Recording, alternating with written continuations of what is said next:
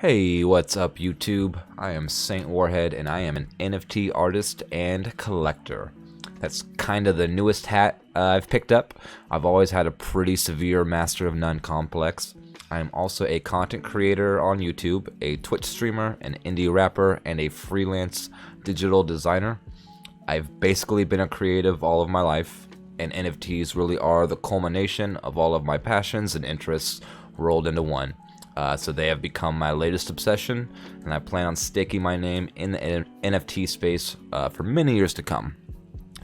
Now, I am still very new to NFTs and crypto myself. I started diving into crypto at the beginning of this year, so January 2021, only about 3 months ago, and I literally just learned what an NFT is about 2 months ago. But even though I'm very new to these spaces, I've basically given up everything else in my life and have been able to learn a lot and experience a lot and move very quickly in a short amount of time. I now have a diversified crypto portfolio that has doubled my monthly income since January. I've also launched 2 NFT projects over the past 6 weeks. The first project has sold 10 of the 12 NFTs dropped so far, and the second project has sold 25 out of 25 of the NFTs dropped so far, and neither collection is even halfway done yet. I'll give you a peek at both collections. This is the one where I've sold all 25 of the items listed so far. It's called Voodoo Dollies NFT. And then here's my other collection, Pixel Poop NF Turds. Which are just little pixel art animated crypto poops. So yeah, those are my 2 collections that I've launched. And like I said, neither of these collections are halfway done yet. One of them is sold out, the other is also sold out, or it's almost sold out. They're only a few weeks old each, so although I'm still new to these spaces, I've been able to have some early success quickly, and I think I have some value and insight to offer that I wanted to share. That being said, keep in mind that these are very volatile markets, and my success could turn around into failure just as quickly, so take anything I say with a grain of salt. It is definitely not financial advice. Like I said, I'm new here myself. I'm just trying to share what I've learned so far. So yeah, I just kind of wanted to share my process for learning the NFT game and getting projects launched quickly that sell. I'm not going to explain what NFTs are, or what crypto is, or what blockchain, or what DeFi, or what smart contracts are, or what Ethereum is, or what NFT marketplaces like Rarible or Mintable and OpenSea are, or how to use and mint NFTs on these platforms and buy and sell them. So if this is stuff that you don't know yet, I suggest you learn that first. If any of these terms I just used you don't understand, you should figure that out first. And so why am I not going to explain them? Because there is already a lot of really good YouTube content that explains all of these things. There's a lot of content that describes them in ways that are easy to understand and digest quickly. That is where I suggest you start, because that is where I started. You don't need to go real deep on studying these things. You just need a real solid grasp on a basic understanding of these terms and what they are and mean. You can get that by spending 20 to 30 minutes watching beginner videos about them. Literally just Google the terms or YouTube the terms. I spent several weeks just watching YouTube 6 to 8 hours a day, learning as much as I could about these basics. So, if I'm not going to cover what NFTs are or how to mint them, what am I going to cover?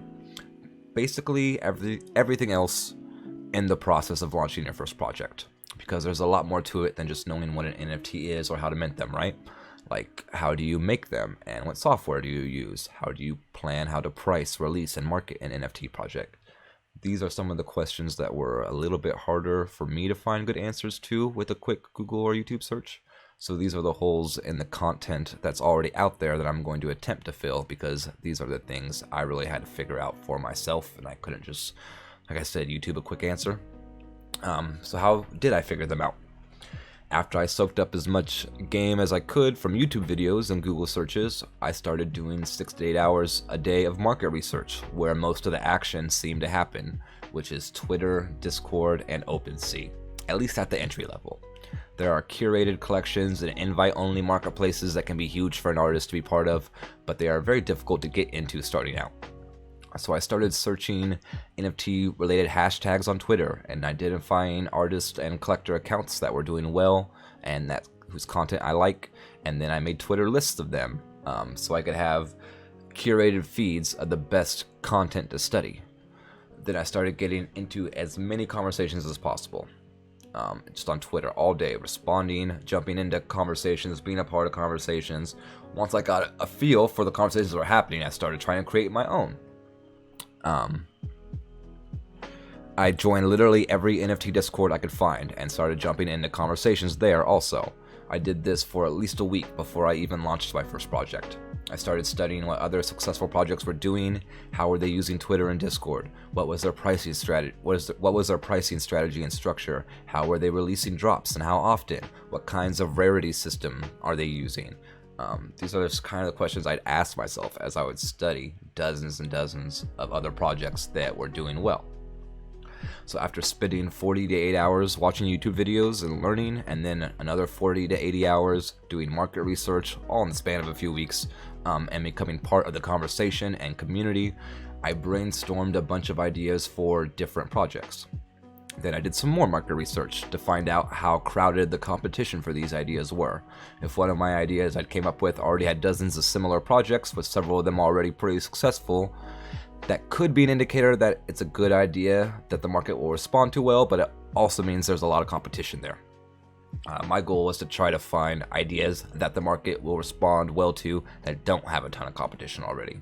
So once I had a small list of ideas that I couldn't find a lot of similar projects around, I polled the community on Twitter and just asked which people liked best. And I'm glad I did, because the idea I thought was the real gem was the least voted for, and the idea I thought would be the least popular won by a landslide. But this process of becoming part of the community first, then thinking of project ideas I think are good and haven't been done yet, then doing research on them, and then asking the community which idea they like best, I think really helped me to identify project ideas that can really pop if executed properly. So once I had my ideas that I decided I'm going to execute, I spent a lot of thought in determining how big to make the collection, how to price them, how to plan rarity systems, how to release them, how to market them. A big consideration in my thought process was how many NFTs do I think I can sell in a year, and how many would I need to be able to sell to make this my full-time job. I also just picked a handful of my favorite projects and pulled things I liked from each. I kind of pulled my drop strategy from one project, my collection size and rarity system from another project, and made slight adjustments, etc. But after doing research on other projects and trying to weigh my own goals, I had a little more direction when trying to figure out how to plan my collections. Once I made the decisions, I just organized them quickly in a spreadsheet I can update or glance at anytime. Here, I'll show you that right here. So this is the one for my Voodoo Dollies project. So I basically right here have a database of all the NFTs I've dropped so far. Here's the first 25 that have sold out already. And then I just have a quick little system for the rarity of the different dolls, how many are going to be of each, and what percentage of the whole collection it's going to be. And then same thing for the background, just how many of each background color or background type there's going to be, and what percentage of the collection it is. Kind of pulled a pricing scale similar to what a lot of other projects are using. You've probably seen pricing scales very similar. And then it came up with a quick release schedule, which I haven't really stuck to this very well. I've kind of adjusted that as I go. And same with, just marketing ideas here. I've kind of adjusted as I go. None of this stuff is things that are concrete. I play everything by ear. And here's just a tally of how many I've dropped so far. So 25 dolls, 25 backgrounds, so 25 total out of the 500.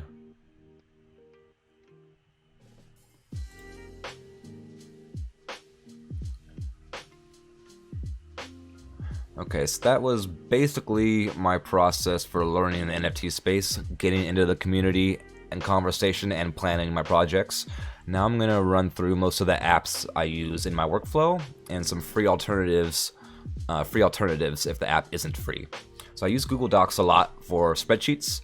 I use Google Docs a lot for a lot of different documents, but for spreadsheets I really like Airtable, which is this app right here that I was just showing you. It has a free version that I use. And yeah, for spreadsheets specifically, I really like Airtable.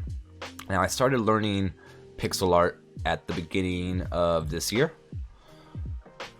Around the same time, I started learning about crypto and NFTs, and they were actually unrelated at first.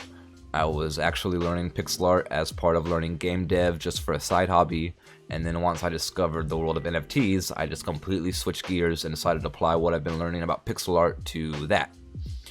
It's funny, because I was basically making NFT collections just as hobby side projects a few months ago to learn pixel art before I even knew what an NFT was. Like, I'll show you these like little bunny Borg sprite sheets that I made. They're, basically look like it would be a cool NFT collection, but I made these literally before I even knew what an NFT was. They were just a little portfolio sprite sheet for a, fictitious game dev project. And this was basically my first pixel art project ever, was these little bunny Borg sprite sheets. So I know the animations are a little rough. It was my first time learning how to animate pixel art. I've gotten a little better since then over the last few months. So this is the program I started learning pixel art on. It's called Piskel app. It's free and browser based, and it's just honestly great for getting started learning pixel art. I eventually upgraded to this program, Sprite, which is what I use now. Once I was able to get a little bit more dangerous with my skills, I just needed a little bit more robust of a feature set, and Sprite really is the best out there in my opinion. But for starting to learn just quickly and get up and running in seconds, Piskel app is really good, browser-based and free. So yeah, I really enjoyed the month I spent on that before I upgraded to Sprite. I used twitterwinner.appspot for giveaways. This basically just allows me to sign into Twitter, and if I have a giveaway tweet, I can pick from the retweets a random winner. It's just the easiest way I've found to do Twitter giveaways quickly, so I just wanted to throw that out there really quickly for the weekly NFT giveaways I do on Twitter. If you want to follow either of my NFT projects on Twitter, they are at Voodoo Dolls NFT and at NFTurds. There's also a link down in the description for both projects. I was a freelance designer for years, so I'm pretty handy with Photoshop and Illustrator, which is what I use to make banners for social media profiles and OpenSea collection pages. Like where is it? It's like this banner right here. So I use OpenShop to like make these banners and social media posts. But if you don't have Photoshop or Illustrator and don't want to pay for it, I hear that Krita, I think that's how you pronounce it, and Canva are some free browser-based alternatives, and there are plenty more of them. And if pixel art isn't your art style, these are great apps for other digital art styles as well. We got Krita right here, krita.org, and then Canva. I think I used Canva once, but I've never used either of these apps very much, but I'm so used to Photoshop and Illustrator, but I've heard really good things about them from other designers. I use card.co to make clean, responsive websites in minutes for free for my projects. That's this website right here. It's just really easy to make a quick website for free. That's how I made this Pixel Poop website for this project. So yeah, Squarespace is also really nice. I use Squarespace a lot for other web design projects, but just for these simple kind of like one-page landing pages, Card is just so fast and easy. It's really hard to beat. I use OpenSea to mint and sell my NFTs. Pull up OpenSea right there. It's the biggest, most popular marketplace available. And basically all of the popular pixel art collectibles are on it. It's basically free. There is like an initial one-time fee you gotta pay to set up your account, and then it's free to mint and sell your NFTs. I think it's the best place to be right now if you don't want... I just think it's the best place to be right now. If you don't want to pay the setup fee, I believe Mintable and Atomic Cub are marketplaces that allow you to mint completely free, that are gaining some traction, but they're not nearly as big or popular as OpenSea is as of yet. And yeah, that's basically all of the apps I've used to make and launch my NFT projects. I want to make another video kind of diving deeper into effective networking and marketing on Twitter and Discord. and how to do market research on OpenSea, because those are topics I kind of just scratched the surface on, and I know it's what a lot of new artists struggle with the most. So if that's something you'd like to see, let me know in the comments below. Also, if you found this video helpful, please like and subscribe and hit the notification bell to help with the algorithms. I've included links to everything I've talked about in this video, including my own projects, in the description. Hopefully this video brings new NFT friends into my world, because the NFT community is freaking amazing. Thank you for watching and listening. Goodbye.